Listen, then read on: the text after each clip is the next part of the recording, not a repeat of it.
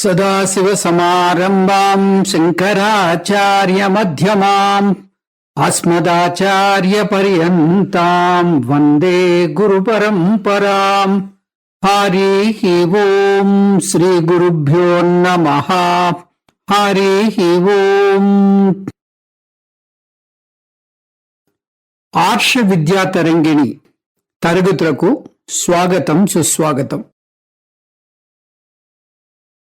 దాదాపుగా ఒక నెల రోజుల తర్వాత మళ్ళీ మనం కలుస్తున్నాం.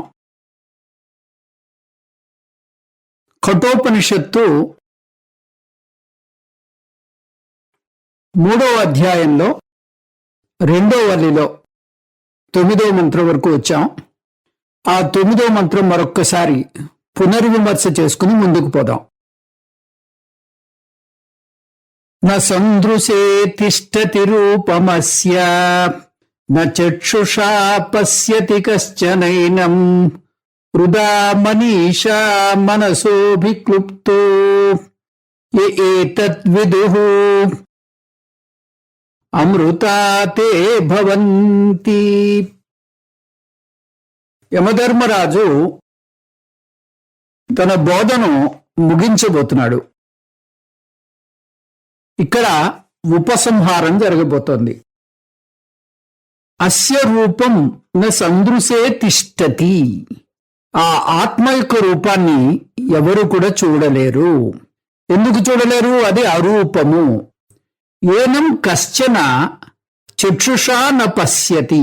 ఎవరు దాన్ని కళ్ళతో చూడలేరు.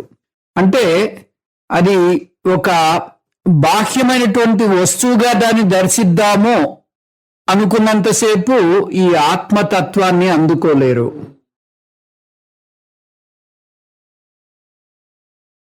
న సందృశే తిష్టతి రూపమస్య న చక్షుషా పశ్యతి కశ్చనైనం హృదా మనీషా మనసా అభిక్లుప్తో ఏతద్విదుః అమృతా తే భవంతి. ఇక్కడ చక్షుషా న పశ్యతి. చక్షుష అంటే జ్ఞానేంద్రియాలు. జ్ఞానేంద్రియాల వల్ల మనకి ఈ విషయం తెలియదు.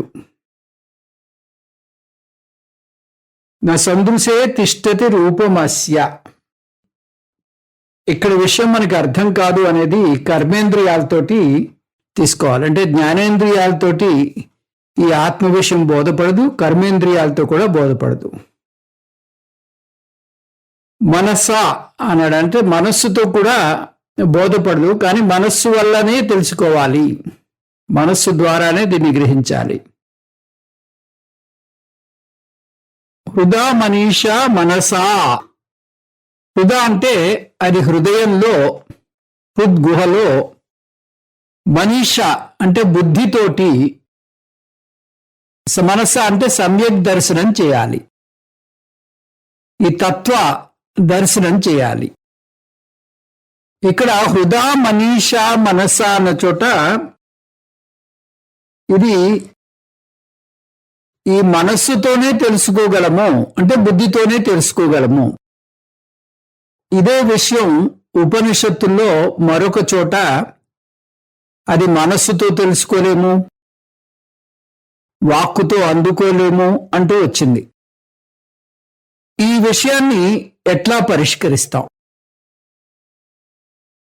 మనస్సుతో తెలుసుకోలేము, వాక్కుతో తెలుసుకోలేము అన్నప్పుడు అది మాటలకి అందనిది. మనస్సుతో తెలుసుకోలేమంటూ ఇక్కడ హృదా మనీషా మనసా అన్నాడు. అంటే అంతకు ముందు చెప్పిన విషయానికి ఇప్పుడు చెప్పిన విషయానికి పరస్పర విరుద్ధమైనటువంటి భావాలు ఉన్నాయి. దీన్ని పరిష్కరించడం ఎలాగా అన్నట్టయితే, సంసిద్ధమైన మనస్సు, సంస్కారమైన మనస్సుతోటి ఈ ఆత్మతత్వాన్ని ఎవరైతే అందుకుందామని ప్రయత్నిస్తూ ఉంటారో అటువంటి వాళ్ళకి ఈ ఆత్మతత్వం అందుతుంది. ఆత్మతత్వాన్ని తెలుసుకోవాలంటే సంసిద్ధమైనటువంటి మనస్సు, సంస్కారమైనటువంటి మనస్సు కావాలి. సంసిద్ధమైన మనసు, సంస్కారమైన మనసు కోసం కర్మయోగాన్ని అవలంబించాలి, అష్టాంగ యోగం చేయాలి. ఆ విధంగా సాధన చతుష్టయ సంపన్నుడైతే సంసిద్ధుడు, సంస్కారవంతుడు అవుతాడు. అప్పుడు ఈ ఆత్మతత్వం అలవోకగా అబ్బుతుంది. కాబట్టి హృదా మనీషా మనస అంటే ఎవరి మనస్సు అయితే సంసిద్ధంగా సంస్కారవంతమై ఉంటుందో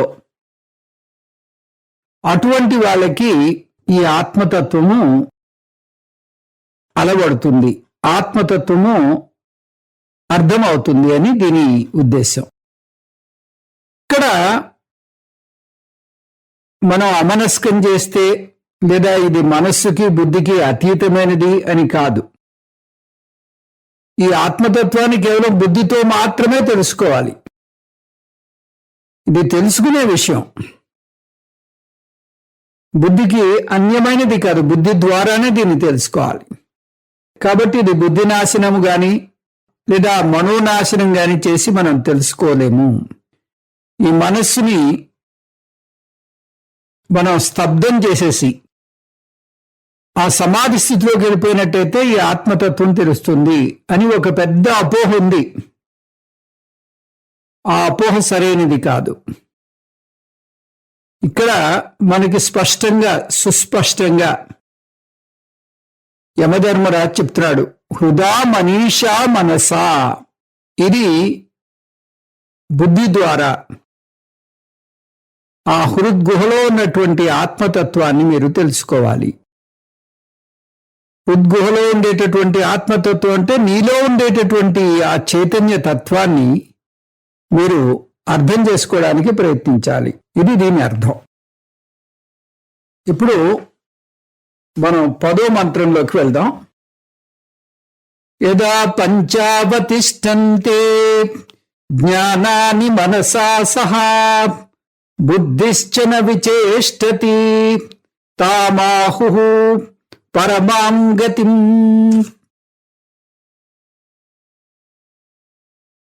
యదా పంచజ్ఞానాని మనసా సహా అవతిష్టంతే.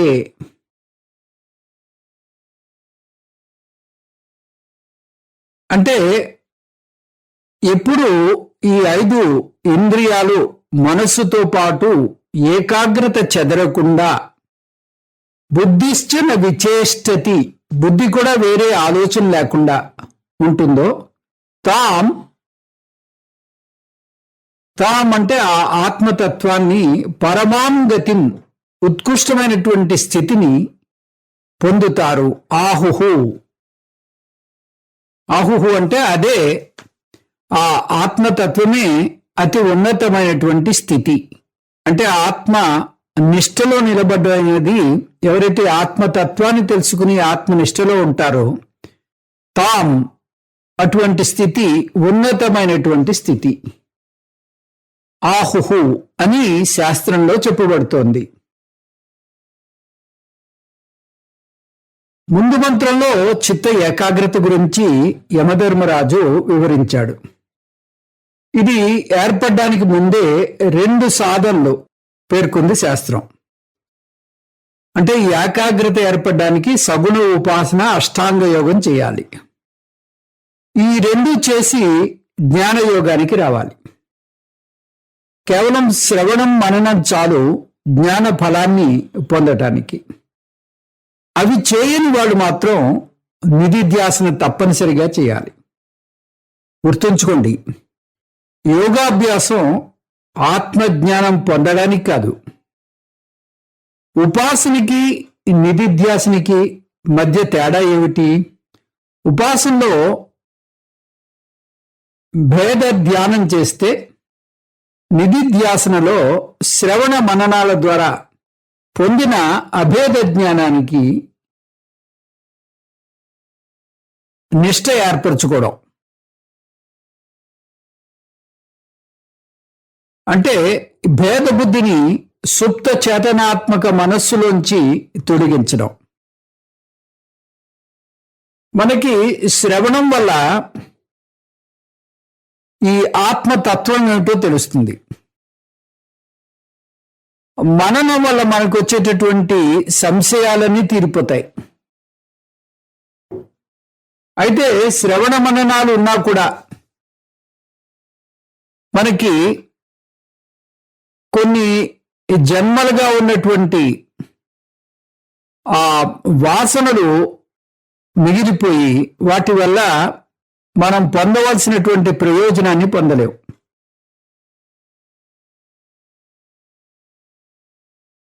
ఆ ఆత్మ గురించినటువంటి అపోహలన్నీ తొలగిపోవాలి అనుకున్నట్టయితే దానికి నిధిధ్యాసనం చేయాలి. అయితే ఎవరైతే శ్రవణ మననాలు, సంసిద్ధమైనటువంటి మనస్సు, సంస్కారమైనటువంటి మనస్సు పెట్టి శ్రద్ధతో వింటారో, శ్రద్ధతో శ్రవణము మననము చేస్తారో అటువంటి వాళ్ళకి ఈ జ్ఞాననిష్ట ఆటోమేటిక్గా అలవడుతుంది. కాబట్టి వాళ్ళకి ఆ శ్రవణంలోనూ మననంలోనే జ్ఞాననిష్ట ఏర్పడుతుంది. ఆత్మజ్ఞానం కేవలం గురు శాస్త్ర ఉపదేశం ద్వారా పొందగలరు. అంటే శాస్త్రాన్ని గురువు చెప్తే శ్రవణం చేయాలి. యోగాభ్యాసం మనస్సు ఏకాగ్రత పొందడానికే కానీ సిద్ధులు పొందడానికి కాదు. వేదాంతం యోగాభ్యాసాన్ని సిద్ధి పొందడాన్ని తీసిపారేదు, కానీ దానివల్ల ఆత్మజ్ఞానం మాత్రం రాదు, మోక్షం కలగదు అని మాత్రమే అంటుంది. ఉదాహరణకు శాస్త్రం నేర్చుకోవడానికి సంగీతం అవసరం లేదు, కానీ సంగీతం వస్తే అది వేదాంతానికి అడ్డు రాదు. సంగీతం వేదాంత శ్రవణానికి కానీ మననానికి కానీ అనర్హత కాదు. అలాగే సిద్ధులు పొందడం, వేదాంతం నేర్చుకోవడం మధ్య ఏ సంబంధము లేదు. సిద్ధులు ఉన్నా లేకపోయినా వేదాంత శ్రవణం చేయవచ్చు. వేదాంత శ్రవణం చేసి ఆత్మతత్వాన్ని అందుకుని ఆత్మనిష్టలో ప్రతి వాళ్ళు ఉండవచ్చు. దీనికి ఏకాగ్రత, అది ఒక్కటే ముఖ్యమైనటువంటి అంశము. అందుకే ఈ అంశాన్ని, ఈ 10-11 మంత్రాల్ని ఉద్దేశించి భగవద్గీతలో 6వ చాప్టర్లో యదా దీపో నివాసస్థో నింగతే సోపమా స్మృత యోగినో యత చిత్తస్య యుంజతో యోగమాత్మనః అవతిష్టంతే అంటే విశ్రాంతి స్థితిలో ఉన్నాయి. ఏవి? ఇంద్రియాలు, మనస్సు విశ్రాంతి స్థితిలో ఉన్నాయి. ఎక్కడ? ఆత్మనియేవా అని కలుపుకోవాలి అంటున్నారు శంకరాచార్యులు. సృష్టి సమస్తం మనసుతో సహా ఆత్మలోని సర్వకాల సర్వావస్థలు ఎందు ఉంటే కష్టపడి మనసును ఆత్మలో లయం చేయడం ఎందుకు? అంటే ఆత్మను గురించిన ఆలోచన మనసులో వస్తుంది. ఎలా? ముందు ప్రయత్నపూర్వకంగా చేస్తే తర్వాత దానంతట అదే సహజంగా కలుగుతుంది. ఆ ఆలోచనే మన నిష్టగా మారాలి. 11వ మంత్రం చూద్దాం. తాం యోగమితి మన్యంతే స్థిరామింద్రియ ధారణాం అప్రమత్తస్తదా భవతి యోగో హి ప్రభవాప్యయౌ. ఇంద్రియ ధారణాం, ఇంద్రియాల్ని నిగ్రహించడానికి, స్థిరాంతాం స్థిరంగా నిలబడ్డ ఆ స్థితిని యోగం ఇతి మన్యతే, దాన్ని యోగం అని అంటారు. తదా అప్రమత్తః భవతి, ఆత్మ జాగృతి చెందినవాడు, ఆ స్థితిలో ఉన్నవాడు చాలా జాగ్రత్త వహించాలి. యోగః ప్రభవాప్యయౌ, ఈ స్థితి నిలబడేలాగా, ఈ స్థితిని కోల్పోకుండా ఉండేలాగా చూసుకోవాలి. తాం యోగమితి మన్యంతే స్థిరామింద్రియధారణాం అప్రమత్తస్తదా భవతి యోగో హి ప్రభవప్యయౌ. 11వ మంత్రం. ఇంతకు ముందు మంత్రంలో పంచ జ్ఞానేంద్రియాలు, మనస్సు, బుద్ధి ఇవన్నీ ఏకాగ్రతతో ఉన్నట్టయితే ఆ ఏకాగ్రతతో ఈ శాస్త్రాన్ని విన్నటువంటి ఆ సాధకుడు ఆత్మతత్వాన్ని తెలుసుకుంటాడు. అదే పరమగతి అని శాస్త్రం చెప్తోంది. అంటే ఆత్మ తత్వాన్ని తెలుసుకుని ఆత్మనిష్టలో నిలబడతాడు అని. ఇంద్రియ ధారణాం స్థిరాం తాం, ఆ ఇంద్రియాలను నిగ్రహించడాన్ని, ఆ విధంగా అష్టాంగ యోగాన్ని, కర్మయోగాన్ని అవలంబించి చిత్త ఏకాగ్రతని సాధించడం, ఇంద్రియాల్ని నిగ్రహించడం, ఇటువంటి స్థితిని కలిగి ఉండడాన్ని స్థిరాం తాం, స్థిరంగా నిలబడ్డ ఆ మనస్థితిని యోగం ఇతి మన్యతే. యోగం ఇతి మన్యతే అంటే యోగం అని అంటారు. తదా అటువంటి స్థితిలో అప్రమత్తతః భవతి, ఆత్మ జాగృతి చెందినవాడవుతాడు. యోగ ప్రభవాప్యయౌ, కానీ ఈ యోగం వృద్ధి క్షయాలకి లోనవుతుంది. అంటే ఇటువంటి స్థితికి చేరుకున్నవాడు ఆ స్థితిలో నిలబడి ఇంకా కొనసాగడానికి ప్రయత్నించాలి. అక్కడి నుంచి పతనం కాకూడదు. ఈ విధమైనటువంటి జాగ్రత్తని వహించాలి. ఇంద్రియాన్ని నిగ్రహించడాన్ని నిర్వికల్ప సమాధి అంటారు. ఇంద్రియాలు స్థిరంగా ఎక్కువసేపు ఉండవు. ముందు ఏకాగ్రత ఉండదు. ఒక ప్రసంగం వింటుండగా మన ముందు ఎవరైనా వెళ్తే వాళ్ళని చూస్తూ ఉంటాం. ఏకాగ్రత చెదిరిపోతుంది. బాహ్యంగా చెదరకపోయినా ఆలోచనలు స్థిరంగా ఉండవు. పిల్లలకు చిత్త ఏకాగ్రత బాగా ఉంటుంది. కానీ వయస్సు పెరిగిన కొద్దీ అది తగ్గిపోతూ ఉంటుంది. అంటే వృద్ధి క్షయాలకు లోనవుతూ ఉంటుంది. అలా అవకుండా మన మనస్సుకు శిక్షణ ఇచ్చుకోవాలి. ఉత్తరకాశీలో స్వామి చిన్మయానంద ఈ ఆధ్యాత్మిక ప్రసంగాన్ని ఇస్తుంటే అక్కడ మిలిటరీ వాళ్ళు కూడా కొంతమంది ఆయన తరగతులు అటెండ్ అవుతూ ఉండేవారు. వాళ్ళు వాళ్ళ యూనిఫామ్ తోటి ఆ బోట్లతోటి వచ్చినప్పుడు శబ్దం అవుతుండేది. ఆ శబ్దానికి ఈ శిష్యులు కొంతమంది ఆ మిలిటరీ వాళ్ళకేసి తిరిగారు. అప్పుడు చిన్మయానంద్ అన్నారు, మిన్ను విరిగిపడినా కూడా మీరు క్లాసు మొదలైన దగ్గర నుంచి మళ్ళీ పూర్ణమదహ అనేంత వరకు మరొక ఆలోచన ఉండకూడదు. అలా ఉన్నట్టయితే మీకు చిత్త ఏకాగ్రత ఉన్నట్టు అని సుస్పష్టంగా చెప్పారు. ఈ విధంగా మనకి ఏకాగ్రత నిలబడ్డం అనేది కొంచెం కష్టతరమైన విషయమే.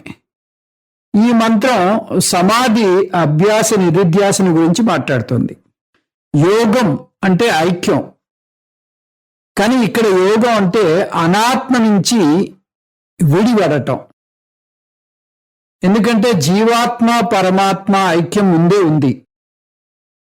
అది సాధ్య వస్తువు కాదు, సిద్ధ వస్తువే.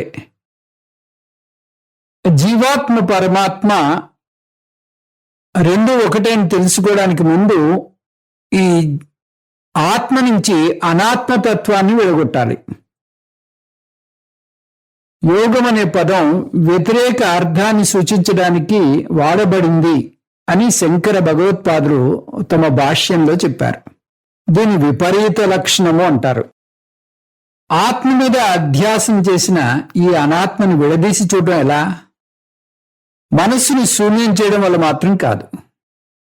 జ్ఞానంతో కూడిన ఆలోచనలే ఈ అధ్యాసని పోగొట్టగలవు. అంటే నిధిధ్యాసన చేయాలి. అందులో బ్రహ్మ సత్యం, జగత్ మిథ్య, అహం బ్రహ్మ అస్మి వంటి ఆలోచనలో ప్రయత్నపూర్వకంగా తెచ్చుకోవాలి. ముందు మంత్రంలో చెప్పినట్టుగా ఈ నిధిధ్యాసన అన్నది శ్రవణ మననాల ద్వారా జ్ఞానం పొందిన వాళ్ళే చేయాలి. మరైతే నిధిధ్యాసన జ్ఞానం పొందడానికో, సిద్ధులు పొందడానికో, మోక్షం పొందడానికో కాదు. మరైతే నిధిధ్యాసన ఎందుకు? నేర్చుకున్న జ్ఞానాన్ని జీర్ణించుకోవడానికి, వేరే వ్యాపకాలు ఆలోచనలు లేకుండా ఆ ధ్యాసలోనే నిలబడ్డానికి. దానివల్ల విపరీత భావనలు పోయి నేను బ్రహ్మని అనే భావన నిలుస్తుంది. ఈ ఆలోచన సుప్త చేతనాత్మక మనసులో స్థిరంగా నిలబడి మనకి సహజంగా కలిగేదాకా చేస్తూనే ఉండాలి. ఇదే నిధిధ్యాసనం అంటే. దీని మీద అంటే ఈ 10-11 మంత్రాల మీద వ్యాఖ్యానం 6వ అధ్యాయం భగవద్గీతలో కృష్ణ పరమాత్మ 47 శ్లోకాల వరకు విస్తరించి చెప్పాడు. 12వ మంత్రం చూద్దాం. నైవ వాచా న మనసా ప్రాప్తుం శక్యో న చక్షుషా అస్థితి భూత్యన్యత్ర కథం తదుపలభ్యతే. వాచా మనసా చక్షుషా ప్రాప్తుం న శక్యః.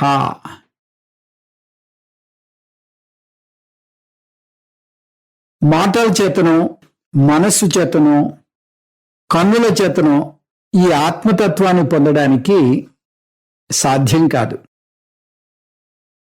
అస్థి ఇతి బ్రూవతః, ఉన్నది అని నమ్మిన వాళ్ళు మాత్రమే దీన్ని అర్థం చేసుకోగలరు. అన్యత్ర కథం తదుపలభ్యతే. మిగతా వాళ్ళు ఈ ఆత్మతత్వాన్ని సరిగ్గా అర్థం చేసుకోలేని వాళ్ళు నేను బ్రహ్మని అని ఎలా అర్థం చేసుకుంటారు? ఇక్కడ ఈ బ్రహ్మ గురించినటువంటి సదవగాహన కలిగి ఎవరైతే ఈ ఆత్మతత్వాన్ని అందుకోగలడో అటువంటి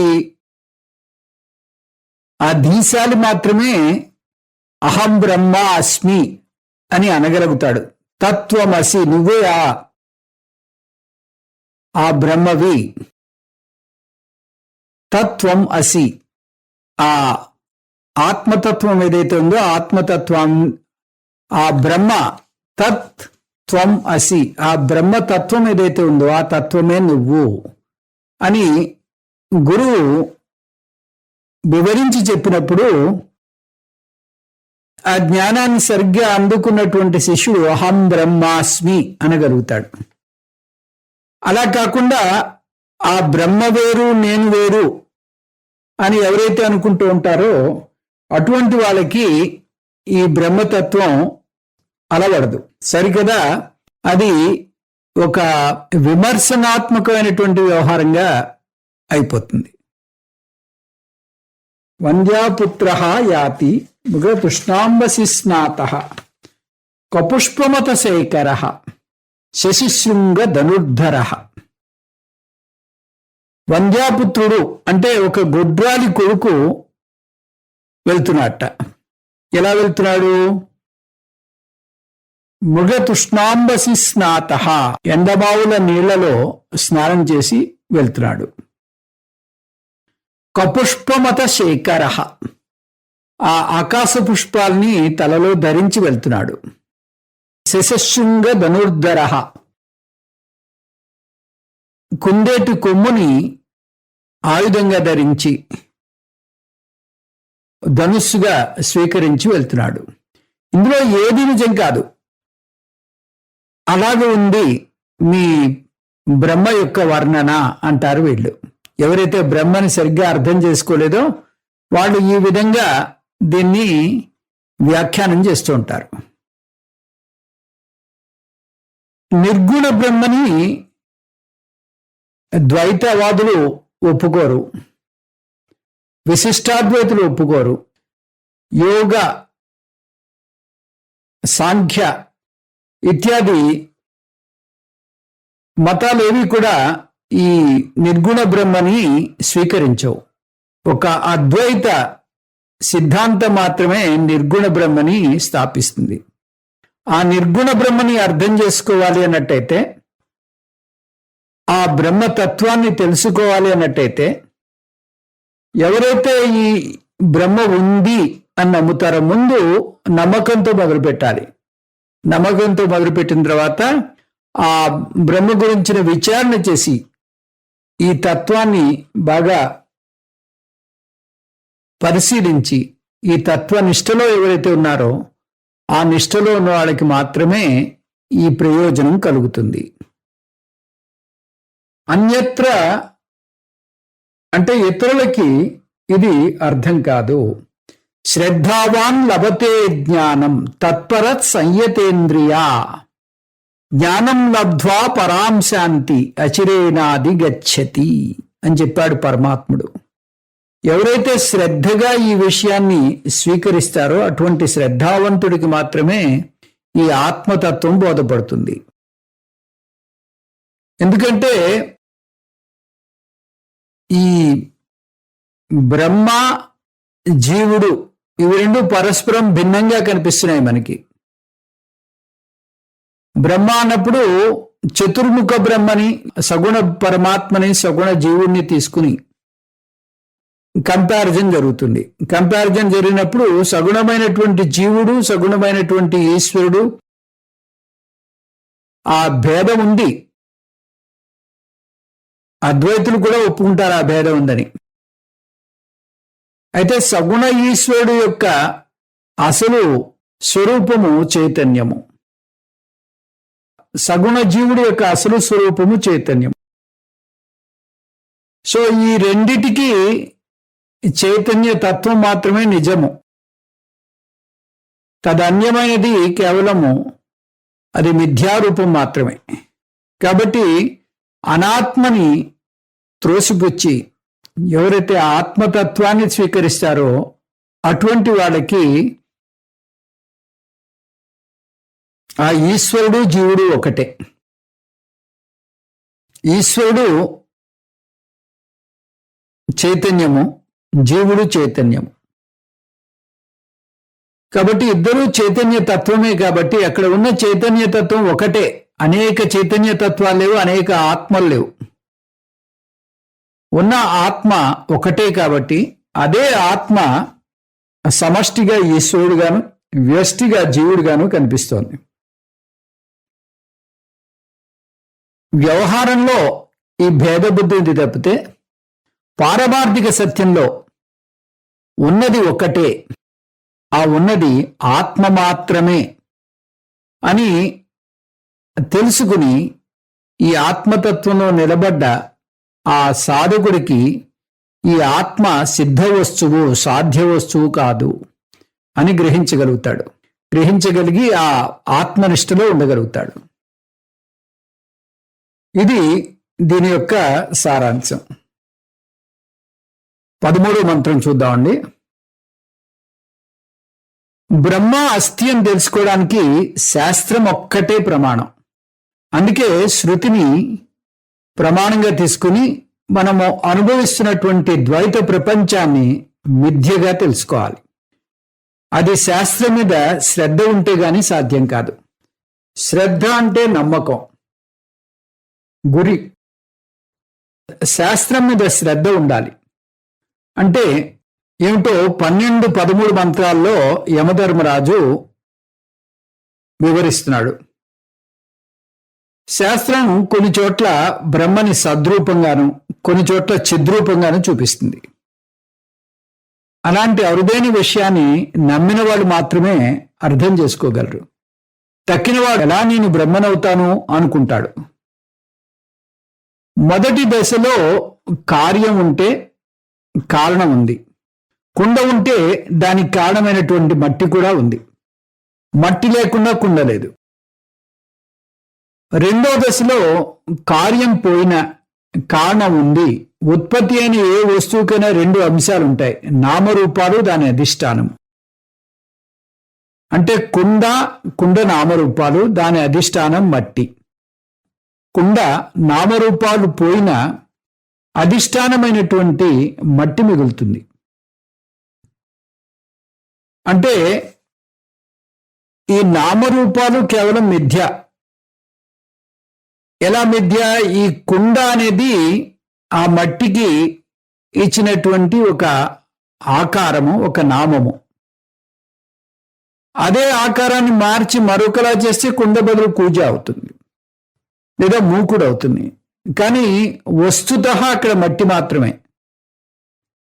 ఆకారాలు మారుతున్నాయి, నామాలు మారుతున్నాయి. కాబట్టి వస్తువుగా అది మట్టి మాత్రమే, పదార్థంగా మట్టి మాత్రమే, యథార్థంగా కూడా మట్టి మాత్రమే. కుండ అనేది నామరూపం మాత్రమే. ఆ నామరూపాన్ని మిథ్యగా తోసివేసినట్టయితే మిగిలింది ఆ అధిష్టానమైనటువంటి మట్టి మాత్రమే. ఆ ప్రకటితమైనటువంటి ఆత్మతత్వాన్ని అన్యత్ర కథం తదుపలభ్యతే. శ్రద్ధ లేనివాడు నేను బ్రహ్మని అని ఎలా అనుకుంటాడు? ఇది ప్రశ్న కాదు, అనుకోలేడు అని నొక్కి వక్కాణించడం. ఎందుకంటే ఎవరికైతే శాస్త్రం మీద శ్రద్ధ లేదో, జీవుడు వేరు, బ్రహ్మ వేరు, ఈ రెండు ఏకం ఎలా అవుతాయి అని ఆ ప్రశ్న అలా మిగిలిపోతూనే ఉంటుంది. అందుకే చాలా మందికి అద్వైతం అర్థం కాదు. 13వ మంత్రం చూద్దాం. అస్తి ఇత్యేవోపలబ్ధవ్యః తత్వభావేన చోభయోః. అస్తి ఇత్యేవోపలబ్ధస్య తత్వభావ ప్రసీదతి. అస్తి ఉన్నది, ఇది ఏవ తత్వభావేన ఉపలబ్ధవ్యా. అంటే మొట్టమొదటిగా ఈ బ్రహ్మ అంటే పారమార్థికమైనటువంటి బ్రహ్మ ఉన్నది అని గ్రహించాలి. అంటే నిర్గుణమైనటువంటి బ్రహ్మ లేనే లేదు అని వాదనలు ఉన్నాయి. అటువంటి బ్రహ్మని మేము అంగీకరించము అని పూర్వపక్షులు అంటారు. అలా అని ఆ ధోరణిలో ఉన్నంతకాలం ఈ ఆత్మతత్వం అర్థం కాదు. కాబట్టి మొట్టమొదటిగా అస్థి, అటువంటి బ్రహ్మ ఉంది అని మొదలుపెట్టాలి. ఆ సత్యాన్ని గ్రహించడానికి ప్రయత్నం చేయాలి. ఉభయోహో అస్థి ఇది ఏవో ఉపలబ్ధవ్యా. ఉంది లేదు, ఆత్మ అంటే ఈ నిర్గుణమైనటువంటి బ్రహ్మ లేదు, నిర్గుణమైనటువంటి బ్రహ్మ ఉంది అనే ఈ రెండు వాదనలో నిర్గుణమైనటువంటి బ్రహ్మ ఉంది అని నిర్ధారణకు వచ్చిన వాడికి మాత్రమే అస్థి ఇది ఏవో ఉపలబ్ధవ్య, అలా గ్రహించిన వాడికి మాత్రమే ఈ ఆత్మతత్వం అర్థమవుతుంది. తత్వభావ ప్రసీదతి అంటే ఈ సత్యస్థితి సహజంగానే ప్రాప్తిస్తుంది. ఇక్కడ బ్రహ్మ అస్థితో మొదలు పెట్టాలి. బ్రహ్మ నాస్తి నుంచి బ్రహ్మ అస్థి, బ్రహ్మ ఉన్నది. బ్రహ్మ అస్థి అని చెప్పి ఆ బ్రహ్మ యొక్క లక్షణాలని మనం అర్థం చేసుకోవడానికి ప్రయత్నించాలి. ఆ బ్రహ్మ యొక్క లక్షణాలంటే ఏంటి? చైతన్యం యొక్క లక్షణాలు. ఈ చైతన్యం సర్వ వ్యాపకము, చైతన్యము ఏకము, నిత్యము, సారము, సత్యము, అసంగము. ఈ విధంగా ఈ లక్షణాలన్నీ యమధర్మరాజు చెప్పాడు. ఈ లక్షణాల్ని ఎప్పుడైతే మనం వాటిని అర్థం చేసుకోవడానికి ప్రయత్నం చేశామో, ఆ లక్షణాల్లో మనకి తెలిసిన విషయం ఏంటంటే ఈ ఆత్మతత్వం తప్పితే మరొకటి లేదు. పారమార్థికంగా ఆత్మతత్వం తప్పితే మరొకటి లేదు.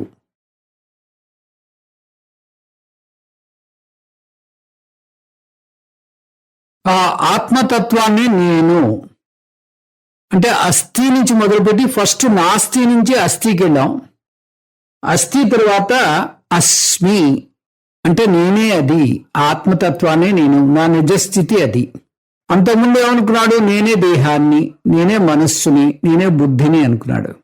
ఎప్పుడైతే ఈ ఆత్మతత్వాన్ని తెలుసుకున్నాడో, ఈ ఆత్మతత్వం తప్పితే మరొకటి లేదు అని నిర్ధారణ చేశాడో, అప్పుడు ఈ ఆత్మతత్వాన్ని నేను. ఎప్పుడైతే ఈ ఆత్మతత్వాన్ని నేను అనుకున్నాడో, ఎప్పుడైతే ఈ ఆత్మతత్వాన్ని నేను అని నిశ్చయంగా తెలుసుకున్నాడో, ఆ ఆత్మనిష్టలో ఉండగలిగి అందరిలోనూ తన ఆత్మనే చూడగలుగుతాడు. అప్పుడు అటువంటి ఆ జ్ఞానికి ఏ రకమైనటువంటి ద్వేషము, భేదబుద్ధి ఉండదు. ఒక కుక్క దేవాలయంలో ఉండేటటువంటి అద్దాల గదిలోకి వెళ్ళింది. జనరల్గా ఈ దేవాలయాల్లో అద్దాల గది ఒకటి ఉంటుంది. అక్కడ ఒక ఉయ్యాల, ఆ దేవుణ్ణి అక్కడ ఉండేటటువంటి ఆ దేవుడికి పవళింపు సేవ చేస్తూ ఉంటారు అందరూ. ఆ అద్దాల గదిలో ఎవరు చూడకుండా దూరితే అక్కడ ఆ కుక్కకి అనేక రకాలైనటువంటి శునకాలు కనిపించాయి. దాంతో అది భీతి చెంది పదే పదే అరవడం మొదలుపెట్టింది. నిజానికి అక్కడ అనేకంగా కనిపించినటువంటి ఆ శునకాలు అన్నీ ఆ కుక్క మాత్రమే. ఆ కుక్కే ఒక్కొక్క అద్దంలోనూ ఒక్కొక్క శునకంలాగే కనిపిస్తోంది. ఇది అరిచినప్పుడల్లా ఆ ప్రతిబింబం కూడా అరుస్తోంది. ఇది ఒకసారి అరిస్తే అక్కడ 10 అద్దాలంటే 10 కుక్కలు అరుస్తున్నాయి. దాంతో ఇది రెచ్చిపోయి మళ్ళీ మళ్ళీ అరుస్తుంది. మన ద్వేషం కూడా అటువంటిదే. ఎవరి మీద ద్వేషం?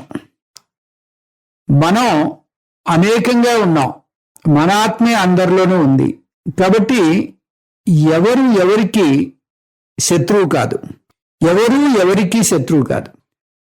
అందరూ ఆ ఆత్మతత్వాన్ని అందిపుచ్చుకుని ప్రకటింపబడిన వాళ్ళమే. అంటే ఒకే ఆత్మ అనేకంగా కనిపిస్తోంది. ఈ విషయాన్ని గ్రహించిన వాడికి కోపము లేదు, ద్వేషము లేదు. ఇది దీంట్లో ఉండేటటువంటి చాలా ముఖ్యమైనటువంటి ప్రయోజనం. ఈ ప్రయోజనాన్ని ఎవరైతే తెలుసుకుంటారో వాళ్ళు ఇక్కడ ఆనందాన్ని అనుభవిస్తూ ఉంటారు. ఈ ఆత్మతత్వాన్ని తెలుసుకోవడానికి ముందుగా బ్రహ్మ ఉంది అని మొదలుపెట్టాలి. బ్రహ్మ లేదు, నిర్గుణమైనటువంటి బ్రహ్మని నేను నమ్మను అన్నవాడికి ఈ పాఠం పనికిరాదు.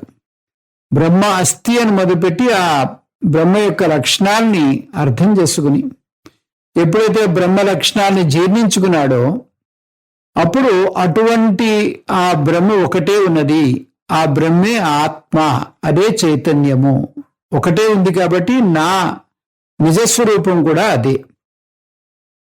కాబట్టి జీవుడు ఈశ్వరుడు అని రెండు లేవు, తత్వపరంగా ఒకటే ఉన్నది అని ఆ నిర్ధారణలోకి వస్తాడు.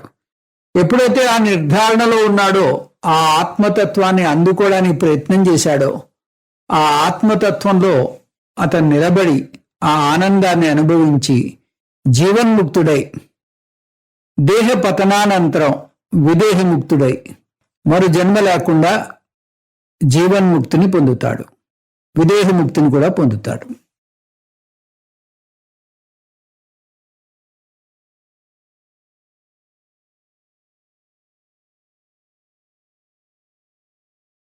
ఈ ఆత్మ జ్ఞానాన్ని గురువు ద్వారా శాస్త్రాన్ని అందుకుని దీర్ఘకాలం శ్రవణం మననం చేసి ఆత్మనిష్టలో ఉండి నిధిధ్యాసనం చేయడం వల్ల దీని నుంచి వచ్చేటటువంటి ప్రయోజనం దొరుకుతుంది. అయితే ఈ శ్రవణం చేసేటప్పుడు చాలా శ్రద్ధతో చేయాలి. శ్రద్ధతో చేసినట్టయితే ఆ శ్రవణమే నిధిధ్యాసనం అవుతుంది. అదే శ్రవణం అన్యమనస్కంతో చేస్తే ఆ శ్రవణం ఎంత చేసినా పనికిరాదు. ఉదాహరణకి ఈ మధ్యకాలంలో నేను కుందా మట్టి అని ఒక వీడియో పంపాను. అది అలా సర్క్యులేట్ అవుతూ ఒక వ్యక్తి దగ్గర చేరింది. ఆ వ్యక్తి నాకు ఫోన్ చేసి మీ వీడియో చాలా బాగుందండి అంటూ ప్రశంసలు కురిపించాడు. నేను బాగుంది కదా అనుకున్నా. తీరా ఆయన చెప్పింది ఏంటంటే, ఈ మధ్యకాలంలో కుండలు ఎవరు వాడలేదండి, ఆ కుండల యొక్క గొప్పతనం పూర్తిగా మరుగున పడిపోయింది. మీరు ఆ కుండలు వాడడం గురించి చెప్పారు కాబట్టి మళ్ళీ కుండలు వాడతారేమో అంటూ ముక్తాయింపు పలికాడు. దాంతో నాకు అర్థమైంది ఆయన పూర్తిగా వినలేదు, లేదా విన్నా పెడచెవిని పెట్టాడు అని. ఈ విధంగా శ్రవణం చెయ్యాలి, కానీ శ్రవణం చేసేటప్పుడు పూర్తిగా అంకితమై ఆ గురువు చెప్పేది అర్థం చేసుకోవడానికి ప్రయత్నిస్తూ వింటేనే దాంట్లో ఉండేటటువంటి ప్రయోజనాన్ని అందుకోగలుగుతాం. అలా కాకుండా అన్య మనస్కంతో ఉన్నట్టయితే దాని నుంచి వచ్చేటటువంటి ప్రయోజనం మనకి చేకూరదు. ఈ నిధిధ్యాసనం అనేది 2 రకాలుగా ఉంటుంది. ఒకటి బ్రహ్మాభ్యాస నిధిధ్యాసనము, రెండోది సమాధి రూప నిధిధ్యాసనము. బ్రహ్మాభ్యాస నిధిధ్యాసనము అంటే మళ్ళీ మళ్ళీ శ్రవణం చేయడం, లేదా ఈ పాఠాన్నే మరొకరికి మళ్ళీ చెప్పటం. ఈ విధంగా ఈ శాస్త్రం చెప్పేటటువంటి బోధ జీర్ణమై ఆ జ్ఞాననిష్టలోకి వెళ్ళేటటువంటి అవకాశం ఉంటుంది. విపరీత భావనలు పోతాయి. సమాధి రూప నిధిధ్యాసనం అంటే అహం బ్రహ్మ అస్మి అనేటటువంటి ఆలోచనని పదే పదే నెమరవేసుకుంటూ అభ్యాసం వల్ల అది సహజంగా అటువంటి ఆలోచన ఏర్పడేటటువంటి అవకాశం ఉంటుంది. దీన్ని సమాధి రూప నిధిధ్యాసనం అంటారు. ఈ విధంగా మనం నిధిధ్యాసనం మన యొక్క మానసిక స్థితిని బట్టి ఆ నిధిధ్యాసనాన్ని ఎంచుకోవచ్చు. నిధిధ్యాసన ద్వారా మన విపరీత భావనలు పోతాయి. విపరీత భావనలు అంటే అవి జన్మ జన్మాంతరాలుగా మనకున్నటువంటి వాసనలు. ఒక గదిలో ఫ్యాన్ స్విచ్ మార్చామనుకోండి, ఆ ఉన్న చోటు నుంచి తీసి మరొక చోట పెట్టాం, కానీ ఫ్యాన్ వేయడానికి ఆ పాత స్విచ్ ఉన్న చోటకే వెళ్ళిపోతుంది మన చెయ్యి. ఆ స్విచ్ మార్చాము అనేటటువంటి ధ్యాస ఉండదు. ఎందుకు? చాలా రోజులుగా అక్కడ స్విచ్ ఉంది, ఆ స్విచ్ వేయడం మనం అలవాటు చేసుకున్నాం కాబట్టి. అదేవిధంగా నేను దేహాన్ని, నేను మనస్సుని, నేను బుద్ధిని అనేటటువంటి ఈ ఆలోచనని జన్మ జన్మాంతరాలుగా పోషిస్తూ వచ్చాం. అది మనకి ఆత్మజ్ఞానం తెలుసుకున్నంత మాత్రాన్ని పోదు. ఆ జ్ఞానం నరాల్లో జీర్ణించుకుపోవాలి అంటే బ్రహ్మాభ్యాస నిధిధ్యాసనం కానీ సమాధి రూప నిధిధ్యాసనం కానీ చేయాలి. ఈ సమాధి రూప నిధిధ్యాసనానికి అనేక రకాలైనటువంటి మెడిటేషన్స్, వేదాంతిక్ మెడిటేషన్స్ చెప్తారు.